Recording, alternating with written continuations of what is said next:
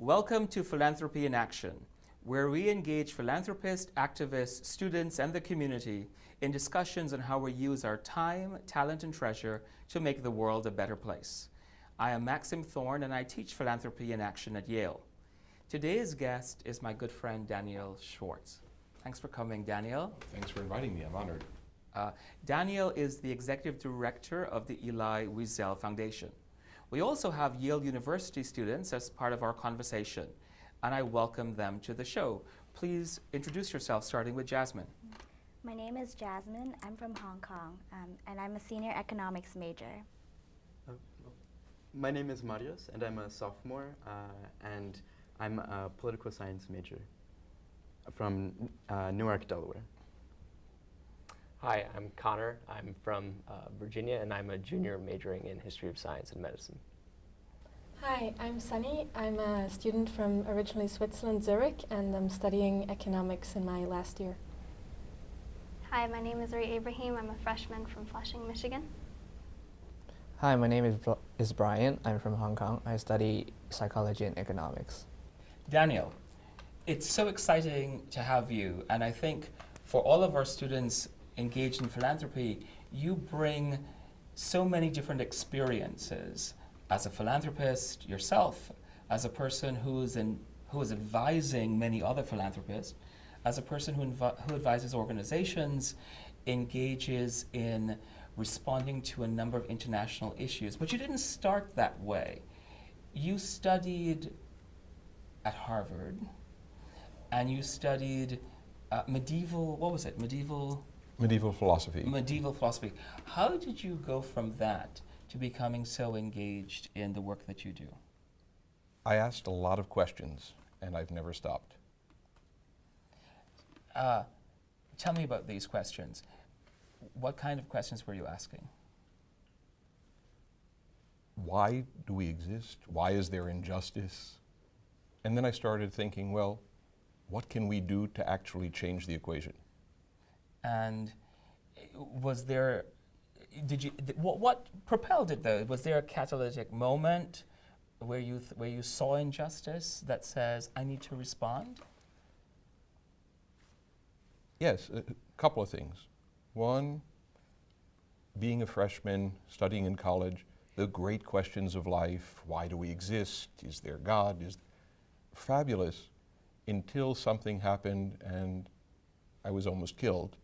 And that had an amazing effect at focusing my attention on why am I on this planet. When did that happen? I was about the same age as your students, and I had spent a semester in Jerusalem, and I was on the West Bank, and a Molotov cocktail came through a window on my bus. It was flaming and hadn't cracked, and I'm glad that it was a defective maker. And soldier grabbed the bottle, the flaming bottle, threw it off, and there was a giant explosion shattering the glass on the bus, and I was covered in blood and cut. And that made me realize I'm so lucky to be alive. And shortly thereafter I thought, and had the outcome not been this way, what difference did I make in the world? Now, you're a good friend. So a few years ago, I remember you telling me that you were in a PhD program at Harvard, but you left to take over the family business. Tell us a little bit about that, and at which point then you refocused your energies elsewhere. I found it was very easy to be a student. I felt like I was the luckiest person in the world to have the opportunity to read, to study, to ask questions, to meet the most interesting people I could imagine meeting. And then my family had a small business. It was struggling, and for the first time in my life, I heard fear in my parents' voice, fear of not being able to afford to live in our home, to be able to afford to pay for dinner, not to know what to do next. And I thought I might be able to help, and I was lucky to be able to help and have the opportunity to leave sort of the lofty world of the ivory tower to something very, very mundane and keeping some people employed, my family included. Since I know part of the answer to this, what is your big success with your business. And did that help you later on in the things that you have now done? I think, to me, big success is having wonderful friends like you, and I thank you, and a network, and feeling like we're making a difference in the world. That's success. The businesses that I've had have taken me to some of the poorest parts of the world economically, and some of the richest parts of the world culturally and socially.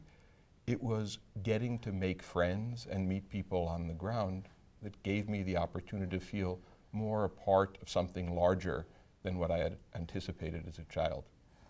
And just briefly, run me through from Dynamica to some of the things you've done that brought you to the Elie Wiesel Foundation. I think it's amazing. Growing up, I had two heroes. My parents' generation was talking about different ones, but my two heroes as a child were, and continue to be, Elie Wiesel and Nelson Mandela. And I saw two people who were giving voice to people who needed to be heard, fighting injustice, intolerance in a very brave way, and actually making a difference. That inspired me as a young person, and I thought, I'll have no ability. Who am I? Not too much money, no connections. But it didn't stop me, and I always wanted to intervene where I could in very little local things. Mm-hmm. That became a part of life, and I've been blessed to have the opportunity to do it now in larger and larger ways. Right. Well, let's go to Jasmine. Thank you so much for coming. So my question is that for the Elie Wiesel Foundation, basically there was the Madoff Ponzi scheme, which caused it to lose almost all of its assets. And so my question is like, how has this affected the operations of the foundation?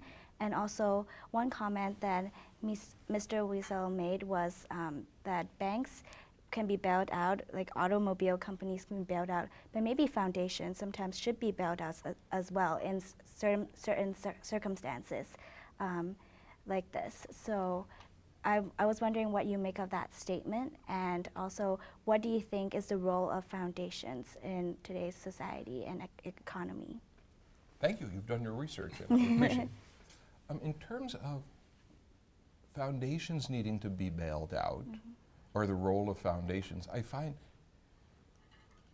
I always try to focus on what's the purpose of the foundation. We're here to serve. Whom are we serving? Whom are we attempting to serve? Those people deserve to be helped. And if they're worthy of being helped, whatever mechanisms, whether it's funding a foundation, volunteering your time, let's help people who are less fortunate than ourselves. The role of foundation, I think, is a method of organization to be able to provide that service. What do you think? You asked the question, you thought about it. So I think that foundations itself, like, it has an important role in helping organizations do the work that they want to accomplish, but at the same time they also have a financial responsibility to its donors, which I find it's like an interesting tension. So say if it wasn't the Madoff Ponzi scheme, but it was the financial crisis that caused the foundation to lose its assets, or it was some kind of mismanagement of money, how would you view that? Yeah. I think foundations are endowed with public trust. We have a phenomenal obligation to the donors, the recipients, the foundation itself. I re-engaged with Professor Wiesel after I read about the foundation's loss and the Madoff scandal, and I basically knew the great work that he was doing in the world and offered to volunteer my time to be able to help him. I believe this is the area from the smallest to the largest foundations. There's a difference between an investment in financial markets that might go up and down and the type of concentration of financial assets that many foundations did. one of the reasons why I'm so proud to be part of what you're doing as a class, studying philanthropy, studying best practice, would be hopefully to avoid those types of investment decisions in the future. Thank you. Thank you. I had a quick question related, I guess, a bit to the Madoff scandal and about investments. What is the role of investments for financial investments for foundations? But more generally, how does sustainability of a foundation, how does that play into the Elie Wiesel Foundation?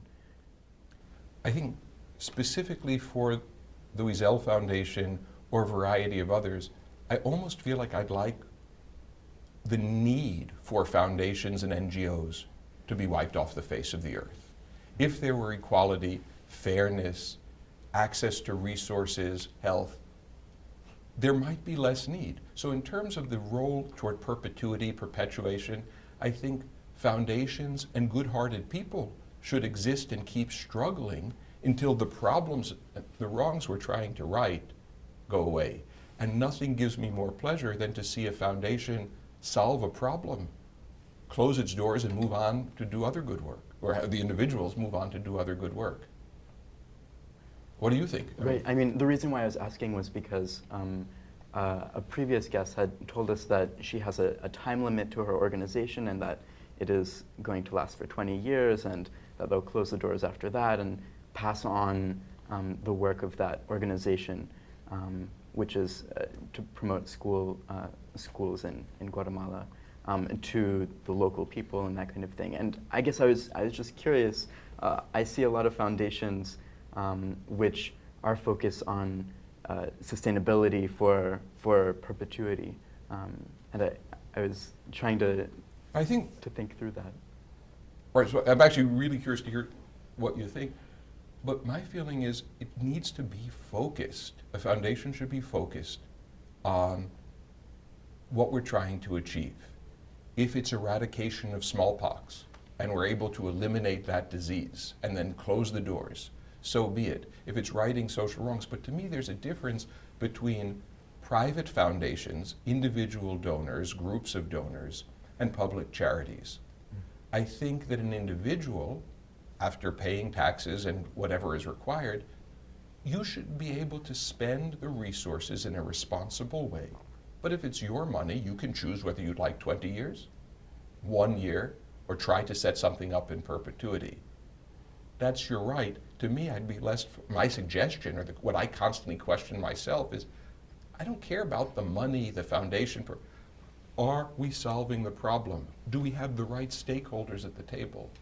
I don't know. What did you what was your reaction when you heard that from someone else? 20 years? Or? Yeah, I mean, I guess my first instinct was similar, that I guess the time limit wasn't what was interesting to me, but whether the goal would be achieved.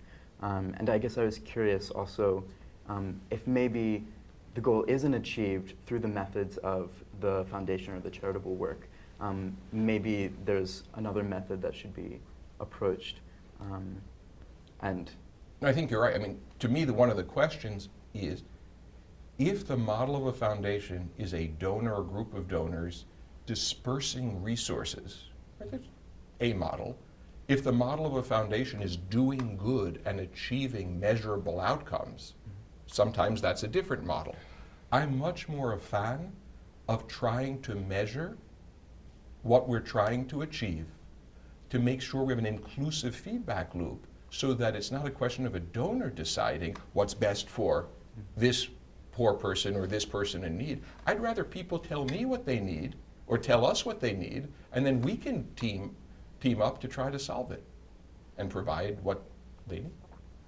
Daniel, do you have an opinion then on this long-standing debate about the dead hand, whether a philanthropist should engage in his or her philanthropy while they're alive so that they have some amount of input and control, or whether they should in fact set up something that survives them after their death in perpetuity or for some limited time frame.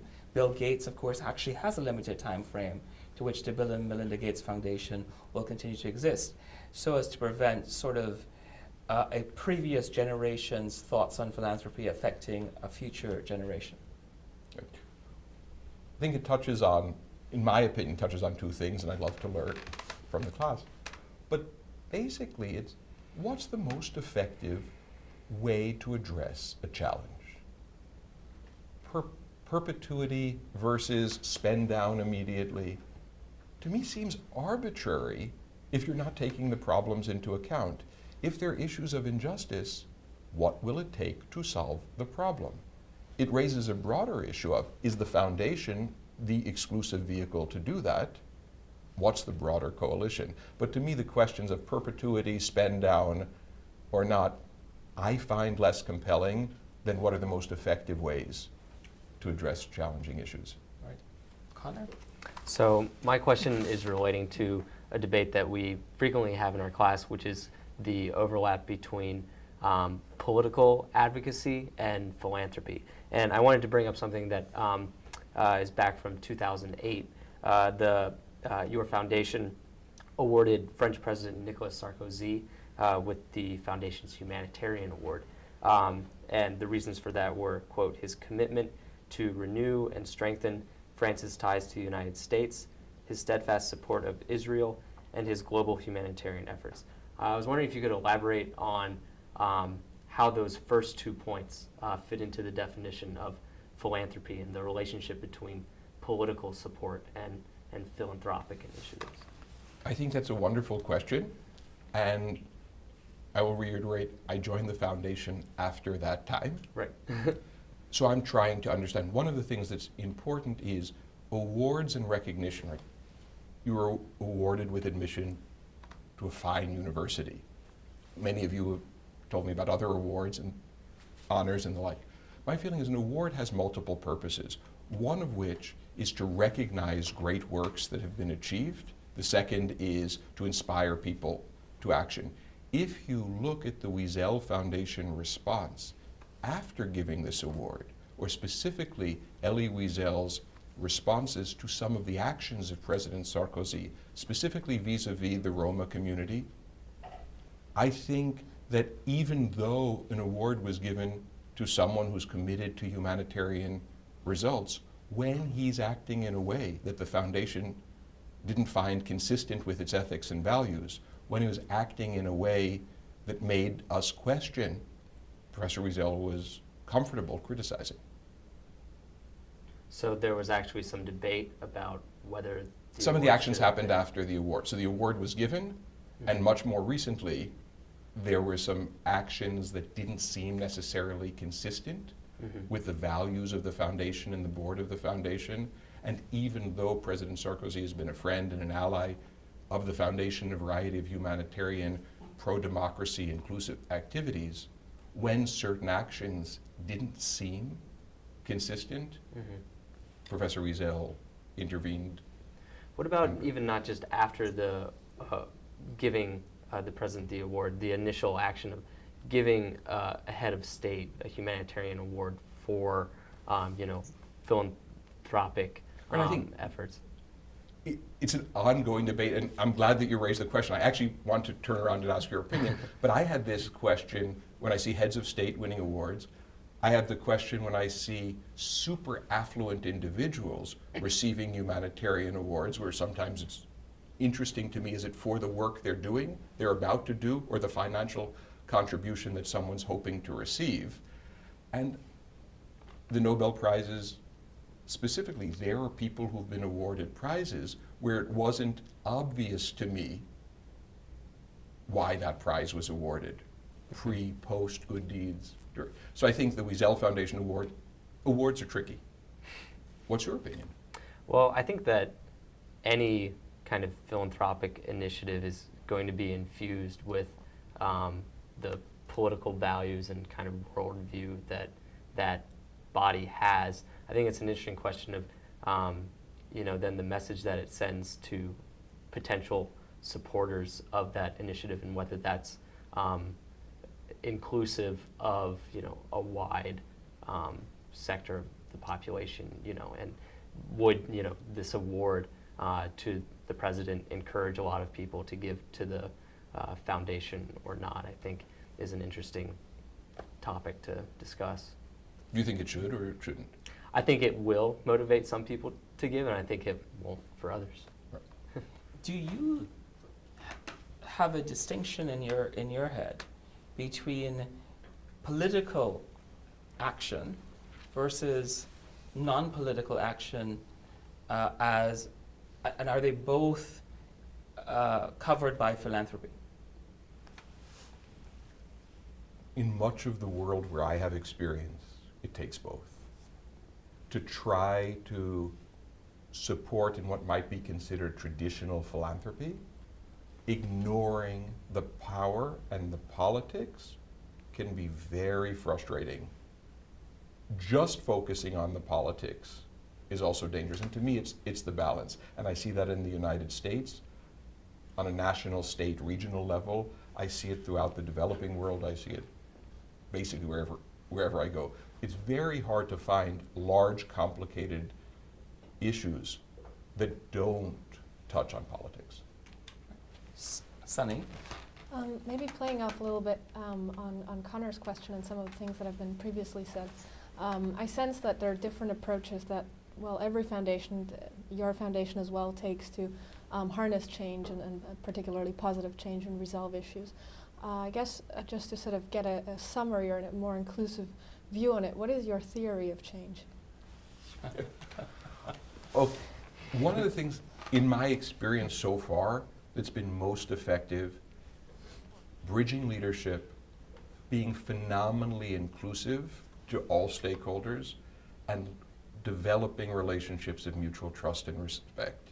If you have the mutual trust and respect, you bridge leadership across the multiple stakeholders, I've seen amazing things happen. Do you think it's more bottom-up, or do you think it's more top-down, or is it a balance of the two? What is stronger, or is it a 50-50? If I had to choose one, I would speak to the people who need change most. And I would err in or I would tend toward the direction of listen to the people who want something to change. Thank you. Thank you. Arit? Hello.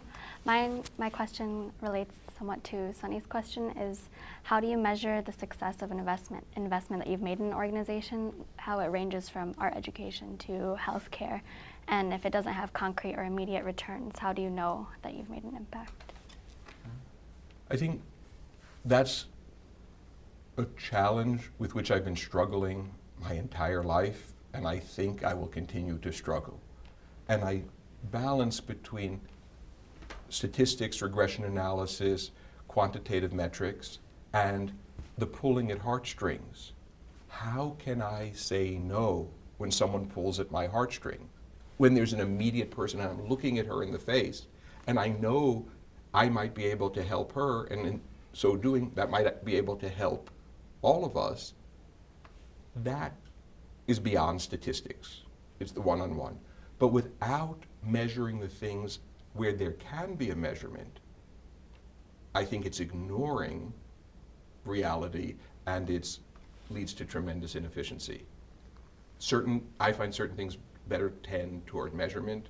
Certain things are more experimental and emotional, and it's sometimes cyclical. What's your opinion in the work that you've been doing? It's been with the impact that we can make as an individual, I find can't be measured exactly when it's such a short time span. Like if I would do work in Ecuador that I've done over the spring break, you know that you can't make a huge difference in the time that you're there, but the emotional aspect of it, I think, overpowers the So my question for you change. is the difference that you're making there for the people who are on the ground, or is the difference it's making in you? I believe it's a combination of both. Their response kind of fosters what difference it makes in me and how I change as a result of helping them. I think that's great.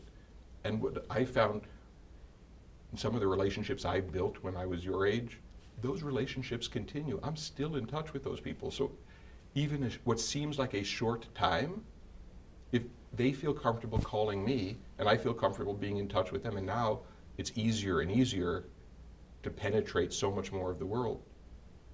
Those little steps, it's not the act, in my mind, it's not the finite action of that many days or weeks. It's building a network of trust. Definitely, thank you. Brian? Hi, thank you for speaking to us today. In our class, when we talk about foundations, there's always an element of cost effectiveness. So regarding your foundation, especially when your mission statement is fighting intolerance and fighting injustice, do you find it hard to come up with metrics to evaluate the effectiveness of any of your program? How do you go about choosing which program to pursue, or expanding, or developing, initiating a new program given the limited financial resources? Right. So one of the things that the Wiesel Foundation has been doing for decades is convening and bridging networks and bridging leadership. And in terms of evaluating efficacy, impact, it's bringing people together who might not know each other, bringing stakeholders from multiple sides of an issue, from the variety of disciplines. So when we're looking at measuring efficacy, what are the projects that arise from fostering those relationships and bringing people together, or amplifying good work? So our annual Conference of Nobel Laureates brings together laureates, but many other heads of state and various stakeholders. What we're trying to do is start the process of building those networks and hope that we're bringing the right people to the table in areas that we're able to measure that efficacy, and others are as well. Thank you. What do you think? I mean, I agree with you, and I think especially with a mission such a broad, like, mission statement, not broad, but like fighting injustice is a really broad topic. I feel like there's always an element of trust, so bridging leadership is really important.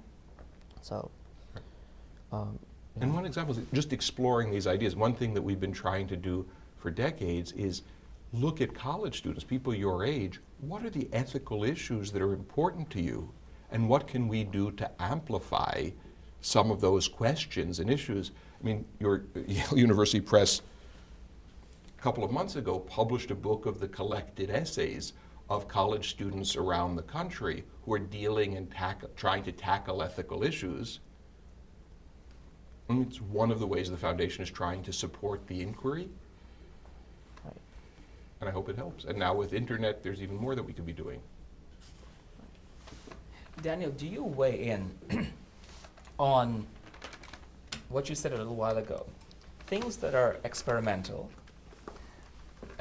things that carry a lot of risk, that they actually will not immediately, if ever, have a benefit. You know, in business school, it's really easy because one of the assumptions that is made in business school is most businesses fail. And so the outliers are the one that we hear about because they survived. In philanthropy, it's so hard to tell donors, well, you know, most things fail, but still invest. How do you balance, and how do you talk to donors about the potential failure of their investment? To me, I actually ask more questions than tell donors. Mm-hmm. I find I learn more that way. I think there's a difference between doing something that other people have done and there are results, and blindly going in and ignoring history and precedent, versus experimenting in a new area that really hasn't been as well researched. So the questions that I'll ask for donors who are going into areas that look more based on emotion than outcomes: what's the competitive landscape? What's happened there before? Why are you trying this approach as opposed to the other ones? And I find that's the portfolio theory of tried and true, well-researched experimentation and the blend in between. And you would support any of those choices given the donor's preference? I would support, personally, I find it's easier to support those choices that seem to be addressing the underlying problem, the challenge, and if the people who are actively involved in that space are participants in the decision, I find it's much easier to support. The challenges are the caprice of donors, one of the challenges. And I find that I believe that someone should be able to spend their money as long as they're doing no harm. If they want to use it on a plane or on ice cream, be my guest if they've earned it in an honest way. But if they're going to try to make the world better, I think we all have an obligation to try to do that as efficiently as possible and ask our friends the questions that might help elicit the appropriate answer and make sure there are the right people in the room. What do you think? Well, I have a concern when one is advising the super wealthy, the folks with outlandish fortunes, because should an individual, after they've paid taxes and so forth that you've set up, be able to effectuate his or her own foreign policy? You're part of a country, and the country has a foreign policy, but given your kind of wealth, I don't mean yours, but I mean, given one's kinds of wealth, you can in fact become your own foreign policy change maker. That could be opposed to the nation in which you're from. And to me, that tension is problematic, and that must happen with some of the issues you've involved in. I see it all the time around the world. To me, the solution, or part of the solution, will be broad-based, inclusive, representative democracy of well-educated populace. If you have that, it's much harder for an individual donor, no matter what the resources are, to affect a change that's not for the public good. Right. Thank you. Now, Daniel, I asked this question, if you knew then what you know now, as a parting words to our students, what would you do differently?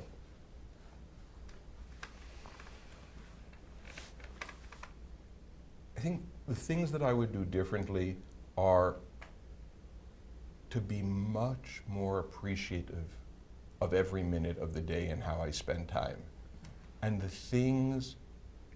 have the courage and the self-confidence to work on some of the individual emotional challenges that I've had in my own development, to have the pride to exhibit and exert the moral courage to do the right thing, to intervene when I might have otherwise been tempted to stand silent. Well, thank you, Daniel.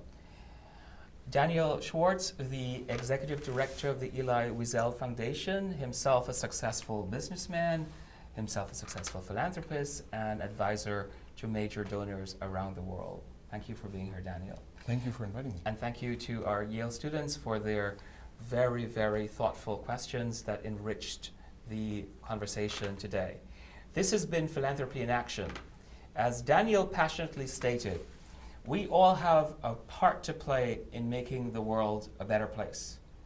He challenged us to change the way that we deal with each other, to appreciate every moment in the day, and I hope that we take that to heart. Now, what are you going to do to change the world?